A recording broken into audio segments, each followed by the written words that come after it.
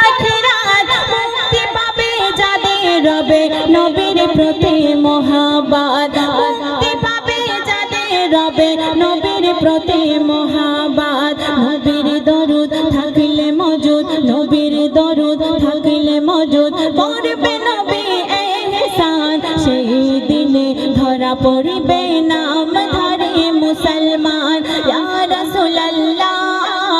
ইয়া হাবিবাল্লাহ ইয়া রাসূলুল্লাহ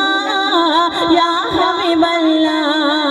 সাল্লি আলা ধুনি তোলে সাল্লি আলা ধুনি তোলে আরশে আলাই রহমান মারহাবা হাবিবে খোদা